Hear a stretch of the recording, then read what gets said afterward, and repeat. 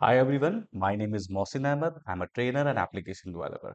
Last के session में हमने अर्थमेटिक ऑपरेटर्स के बारे में समझा था। अ, ये plus minus multiply divide modulus और मैथ ऑपरेटर। आज के सेशन में हम देखेंगे कि हम कंडीशंस के ऊपर कैसे वर्क करते हैं, कंडीशनल ऑपरेटर्स कैसे यूज कर सकते हैं। उससे पहले मैं एक और ऑपरेटर आपको इंट्रोड्यूस कराना चाहता हूँ। वो है होता है हमारा डबल, जब हम ये एस्टरिस्क लगाते हैं। इस ऑपरेटर में हम करते हैं, मैं यहाँ पर एक प्रिंट लगा दे रहा हूँ और यहाँ पर लिख रहा हूँ एक्सपोनेंट, एक्सपोनेंट। और यहाँ पर मैं ए 2 टाइम्स एस्टेरिस्क और बी लिखता हूँ और सेव करेंगे। F5 क्लिक करेंगे और आप देखेंगे एक्सपोनेंट में इसकी पावर यहाँ पर आ जाएगी। तो यदि मैं यहाँ पर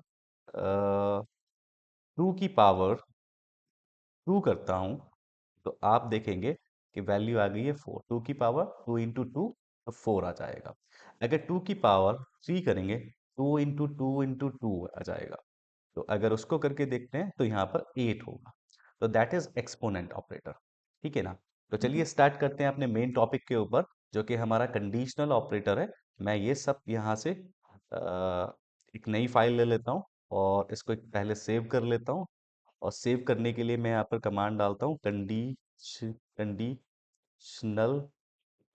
operators dot P Y, extension P Y होता है।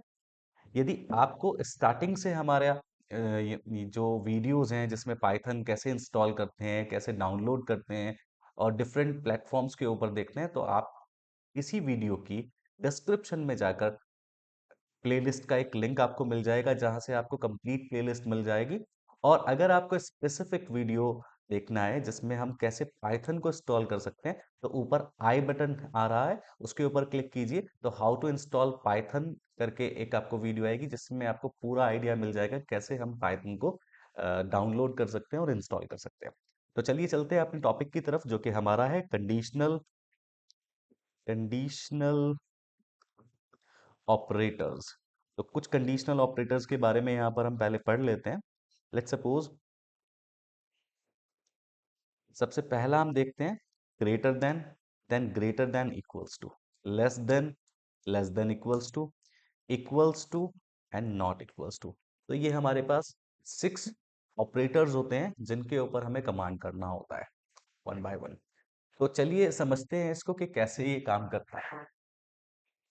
हमारे पास, मैं एक प्रिंट की स्टेटमेंट यहाँ पर लगाता हूँ, प्रिंट, और यहाँ पर लिखता हूँ 10 ग्रेटर देन 4।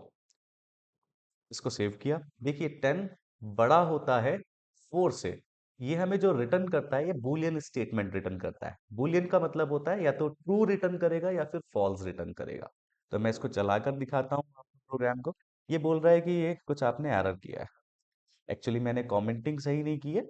अगर किसी लाइन को कमेंट करना होता है आपको, तो हैश लगाकर करना होता है। ठीक है ना। तो वापस से हम इसको रन करेंगे और मुझको यहाँ पर भी कमेंट करना था, क्योंकि मैं ये भी भूल गया हूँ। तो वापस से कमेंट करते हैं। तो ये दोनों के दोनों लाइंस हमारी कमेंट है।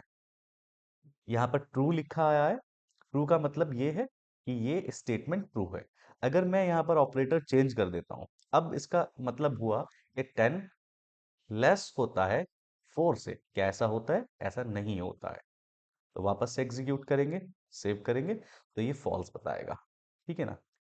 अब हम देखते हैं 10 क्या लेस होता है 10 से, तो भी फॉल्स आएगा। ये कब ट्रू हो सकता है? जब मैं लिखूंगा 10 लेस देन और इक्वल्स टू 10।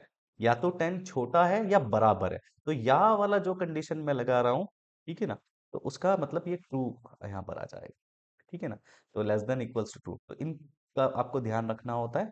वापस से मैं जब चेक करता हूँ, 10 इक्वल्स टू 10, 10 10 के बराबर होता है। ये जी बिल्कुल होता है। तो वापस हम जाएंगे और हम लिखेंगे, क्या 10 10 के बराबर नहीं होता है? मतलब 10 10 के बराबर नहीं होता बिल्कुल भी। ये स्टेटमेंट ट्रू नहीं है, तो ये फॉल्स आपको रिटर्न करेगा। तो ऐसे कुछ करके हम ऑपरेटर लेते हैं। अब आप ये सोच रहे होंगे कि ये जो मैं संख्या लिख रहा हूँ, ये तो हमें पता है, इसके सत्यापन का या फिर इसको टेस्ट करने का या फिर कंडीशन में चेक करने का क्या मतलब होता है?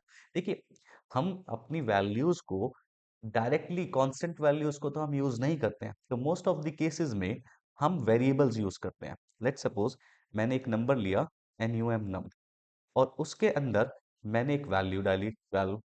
अब मुझे उसको चेक करना है, या फिर मैंने इसको नम की जगह मैंने लिया यहाँ पर एज, और मुझे अब उसको चेक करना है क्या एज जो है वो ग्रेटर देन इक्वल्स टू है 18 के, ट्रू है कि ये फॉल्स स्टेटमेंट है। तो अब हम आएंगे, ऐसे ये फॉल्स है। तो अब एज के केसेस पर आप बहुत सारे काम कर सकते हैं, जैसे कि आप वोट चेक कर सकते हैं कि एलिजिबिलिटी है वोट डालने की नहीं, जॉब के लिए आप देख सकते हैं, किसी पर्टिकुलर एज के लिए बात की गई है। ऐसे करके आप बहुत सारे क्वेश्चंस को सॉल्व कर सकते हैं।